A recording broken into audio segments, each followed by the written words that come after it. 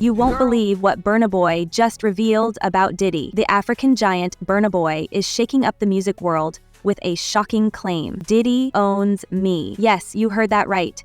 Burna Boy, who soared to global fame after his Grammy win, now says he feels trapped by the very industry that celebrated him. How did a dream collaboration with Diddy spiral into what feels like a hostage situation? In this video, we're diving deep into the drama, exposing how Burna's once promising deal became his worst nightmare. By the end, you'll never see the music industry the same way again. Well, what I said is that,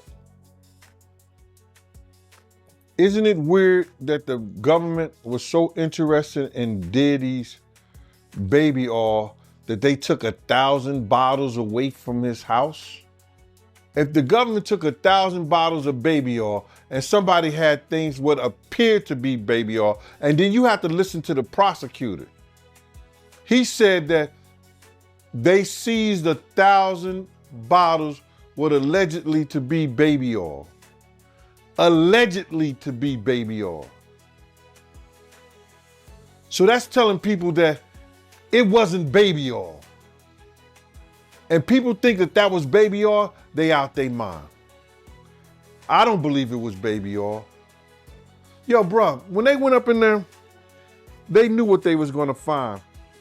They knew what was ever in that baby oil or that those bottles that appeared to be baby oil, they knew about that at first. You gotta realize 9 times out of 10, that individual that got caught at the airport, that was supposed to be their carrier, told them what they was doing and what they had. I wouldn't put him past that he told them everything. So when they went up in there, they knew they had to take whatever was out there, and that thing that appeared to be baby oil, they took that.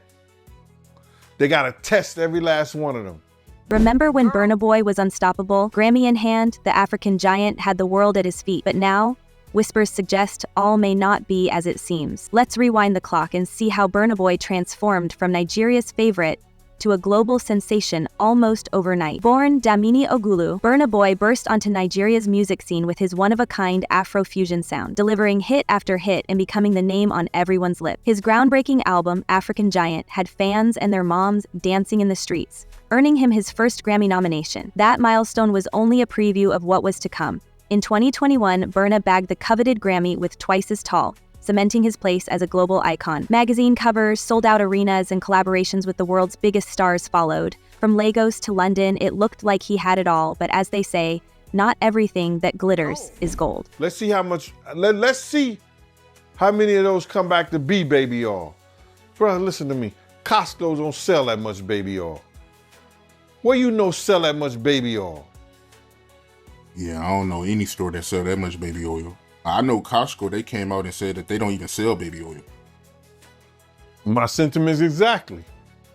But you personally, right, what do you believe was in the baby oil?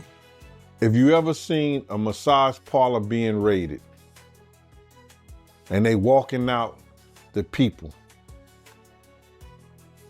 do they take the massage oil with them when they go? No, they just walk out the people who are being arrested. If you ever seen a person getting arrested and the people being arrested in those brothel houses, do they take out the stuff in the brothel houses? No, they don't. They take the individuals who are being arrested out the brothel houses. For them to take 1,000 bottles of baby oil, it's like that they did not leave one. They left people there, but they ain't leave not one bottle. Nobody needed no baby oil. So my whole thing about it is that there was something in that other than baby oil. That's why they took all the bottles. And 9 times out of 10,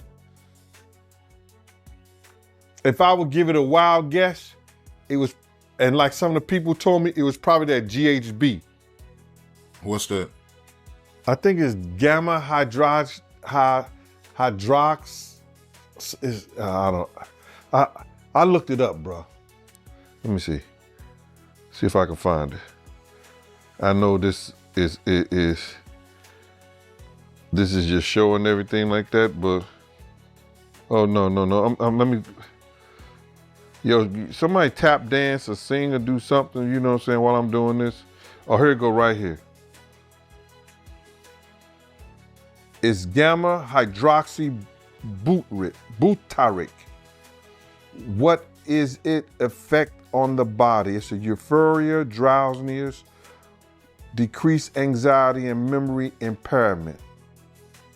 It works on the nervous system and gives you this feeling of euphoria. So they take that and rub it on her and you forget who you are, what you're doing. It can also give you memory loss, drowsiness. And that's under the DEA, the Drug Enforcement Administration.gov.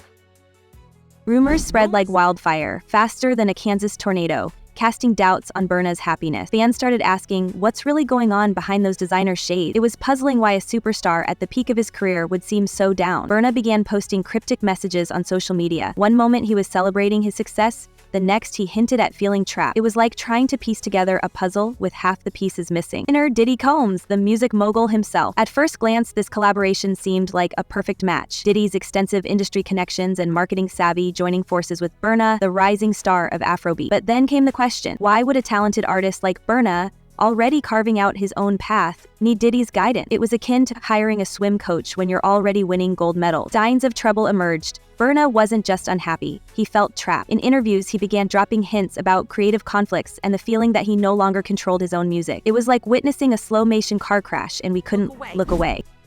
You're not even gaming because you won't claim it. No, you want to sit around and pretend to like bitch. That's what y'all do. And then you get these hard jostling. So I'm just like curious. these are the you like half man. No disrespect, but jostling rough. Them shoulders is. And the way she like running up on, I already know she done strapped up on you. Ooh.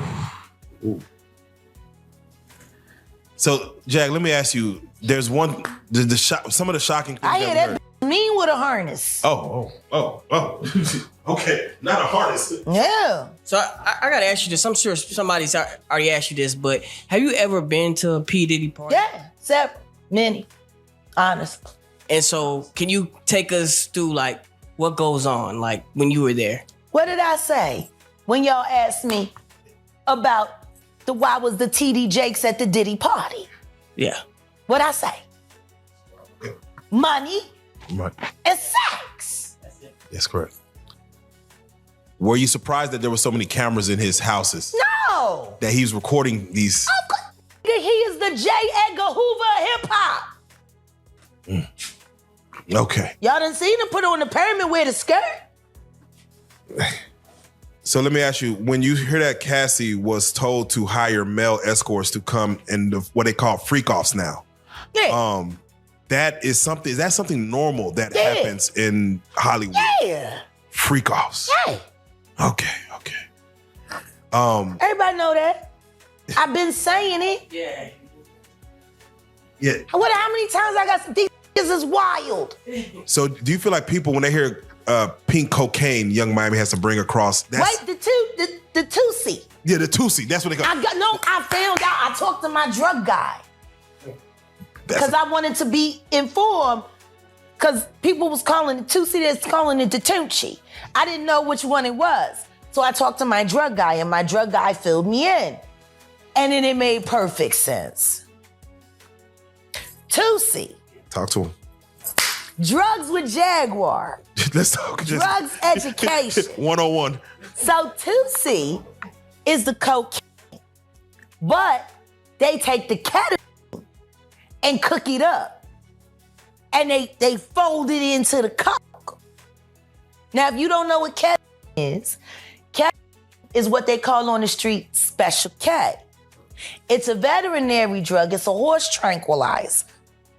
Now, gay men have been using this for years. See, back in the day, if you went to a gay party or a gay rave, there were certain drugs that you would always find on hand. Viagra, ecstasy, Special K, and cocaine. Now, see, the cocaine keep you up all night, but unfortunately, it gives you limp noodle because of with the blood flow. So you wants to fuck with a half-hard dick all night. So that's why you have the Viagra to make sure that the dick involuntarily stays hard while you're numbing your fucking self with the coke. Now, see, the ketamine, that's a horse tranquilizer. So that relaxes all your muscles. You could get fucked by 80 fucking ton gorillas. You wouldn't feel a thing.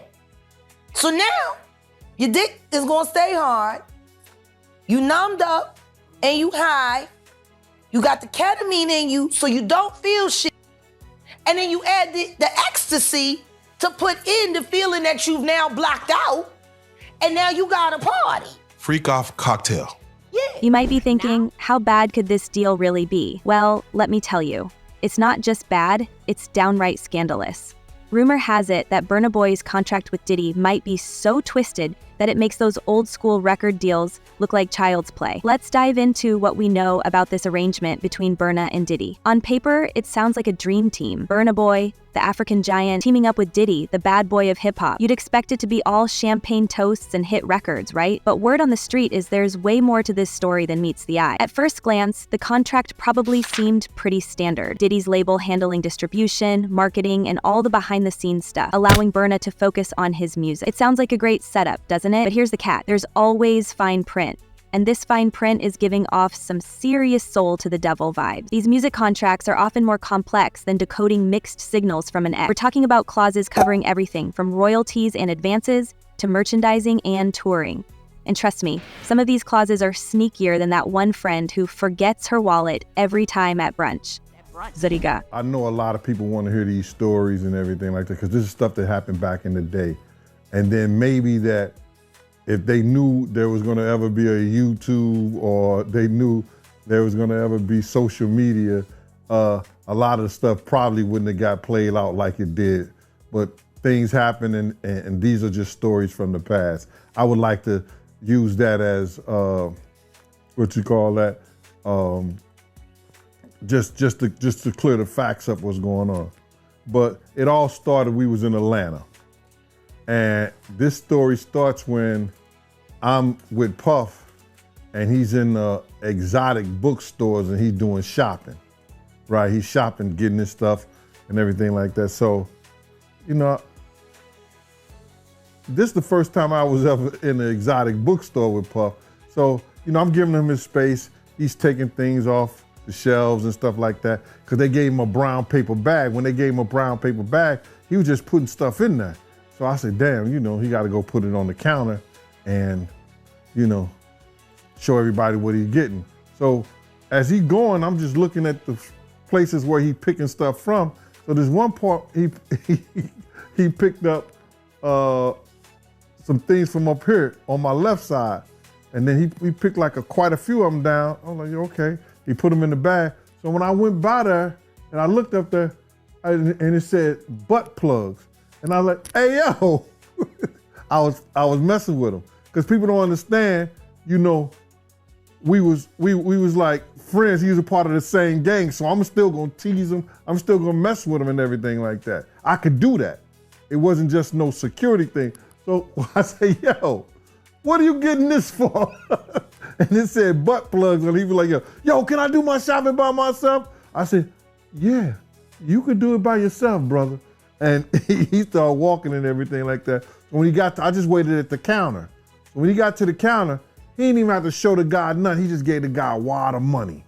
I mean, like he gave the guy a stack something like this. And Puff wasn't the dude that carried no 20s and no 50s and nothing like that. And I mean, like, he just said, boom. And we walked out the store. So we had to leave Atlanta and go to North Carolina for a show. You understand? And it was him, this rapper, Sarah, and this other girl. We all got on a G5 jet, and we flew to G4 jet, and we flew to North Carolina. So later on that, I think that afternoon, same day, this rapper and him, they all in the room together. You know, it's Sarah, the girl, Puff, and this dude, this rapper.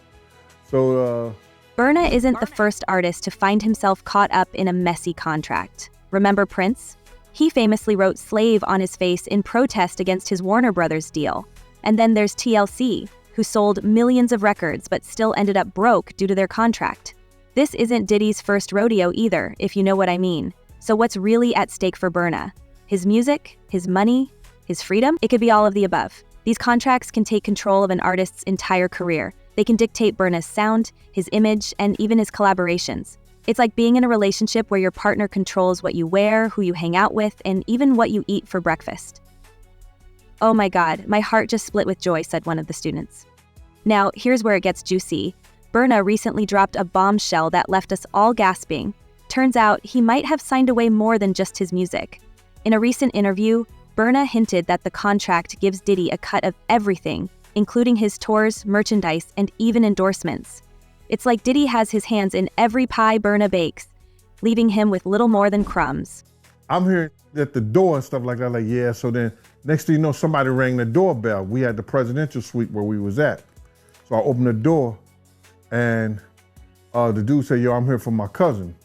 I said, "Who your cousin?" And he said, "Ja Rule." I said, "Well, he busy right now." He said, "He busy doing what?" I said, "He with Puff, they're in the room, they busy, they don't want to be bothered." He said, "Well, I'm going in there." I said, "Bruh, you ain't going in there because he told me they don't want nobody to be bothering them." And he was like, "Yo, I don't care, man, I'm going in there." That boot like that. I said, "Yo, bruh, Jesus Christ had to come down here and take the air out of my body before you get in that room right there. Watch. He tried to bum rush me. I grabbed it and threw him against the piano. When I threw him into the piano, Puff and Ja Rule runs out the room. Puff got his towel, Ja grabbing his towel, but they butt the naked. And so then Ja was like, "Yo, what's going on? Yo, G, that's my cousin." He know me well, you know, and Puff was like, "Yo, G, what happened?" I said, "He tried to get in the room. I told him he couldn't get in the room." And he was like, Puff looked at Ja. He said, "Yo," Ja said, "You ain't want to go in that room because there's a lot of freaking going on." So I was like, "Oh," he said it was a lot of freaking going on. So that was basically that story, man. You know what I'm saying? They went back in the room. Dude felt a certain kind of way, and he left out. So I seen them at the concert the next day, and they tried to, you know, form up against me. But my man Frank was like, I told my man Frank, I was like, "Yo, Frank, put yourself in that position. Somebody trying to get in the room, and Ja told you don't let nobody get in the room. What would you do?" Now, y'all can do whatever y'all want to do, man, but you know I ain't taking no losses. He said, "Yo, you good," and that was it. Bruh, when Ja said, "You don't want to come up in there, a lot of freaky stuff is going on. You got to use your mind." What they was doing with those butt plugs. Right.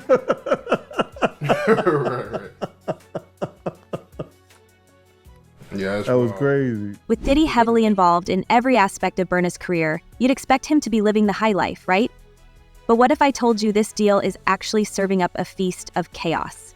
The industry is abuzz with rumors about behind-the-scenes drama that could rival even the most outrageous reality TV shows. At first, Burna and Diddy were all smiles, sharing pictures of studio sessions, yacht parties, and VIP events on Instagram, seeming like the perfect hip-hop power duo. But behind the filters and hashtags, things were far from smooth. Tensions were rising faster than a hot pocket in the microwave. And we're talking studio arguments intense enough to make Simon Cowell look like a softie. Creative differences would be an understatement. It was more like full-blown creative warfare. And when it came to the money, it got messier than a pair of Crocs on a high-fashion runway. He should have enough money to He check. put the boots to that girl.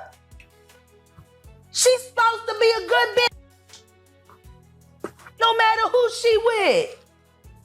All the time he putting a groom in her.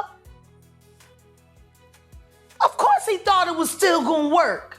He thinks he's God. All right. Ain't doing shit. Raped the fuck out of that bitch, put the boots to her last time I seen her. Her and her trainer, boyfriend, husband. I don't get no. So you hear about stories of Diddy like shooting people, Yeah. blowing up cars. Yeah. Is he this gangster that behind the scenes is that him or is that people Shout around out to Wendy Williams, the first woman to uncover the homo thugs. That's what these down low bitches was called when Wendy first started talking about it in the 90s, the homo thug. She talking about Diddy. And then what's the stuff that's happening with Wendy Williams? You think this is all connection too? Of course. They've been waiting. He's been waiting. He was waiting for Kim. Remember? He was waiting. The casket was ready. She was literally casket ready. Some people are saying the whole Wendy Williams documentary that she's pretty much allegedly playing this way to keep herself safe from him, from any unaliving. It's been working for Orlando Brown. Why wouldn't it work for Wendy? To play crazy. Why wouldn't it work? Hey, no. Hey. The oosh gosh whoosh wash. Bop. Orlando's brilliant. Right. Yeah, Y'all spent time with him. we did. Yeah. He's highly intelligent. Yes. Imagine what it's been like to wear this character for this long. No, I can only. That shit he does is a character. Actually, the shit he does online is the best acting he does. Is he speaking truth? Of course he is. You know? We seen Quiet on set. Major pain in his ass. Literally. Since he was a kid. Man. And then milk running the fuck around. Talking about expensive pain. Now, In his ass. wait, this is Philly you're talking about now. Wait a minute, Jack. Me. Wait a minute. He's a fucking Fruit Loop. He Diddy fried. This is Philly. He's a deep fried period. He Diddy fried. He Diddy fried. He the Diddy do our bop. Fuck me. Real rap. You think that audio that they put out was real? Yeah, that was him. Nicki put that out there. That Nicki recorded that at the freak off in the Calabasas. Man. She been waiting to drop that shit on Meek. Oh, man. She just wasn't gonna tell nobody it was Diddy.